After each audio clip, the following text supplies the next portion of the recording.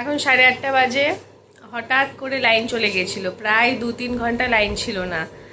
তো আমার বর চলে এসেছে এখন আমাদের বাড়িতে, কারণ কি পাশাপাশি বাড়ি হওয়ার এটাই সুবিধা। আমাদের বাড়িতে চলে এসেছে ফোন চার্জ করার জন্য। তো ব্যাস, আমাদের দিকে লাইট আছে, বললো আমি এখনই আসছি। ঠিক আছে, চলে আসো।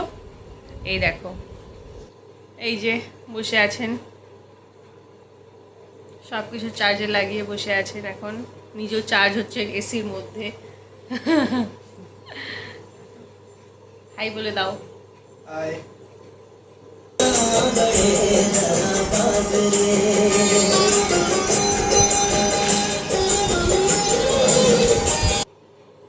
দোকান থেকে নিয়ে এসেছে গরম গরম গুজিয়া, ওটাই খাচ্ছি। গুজিয়ার শেপটা একটু আলাদা, এটা অনেকটা সার্কেলের মতো।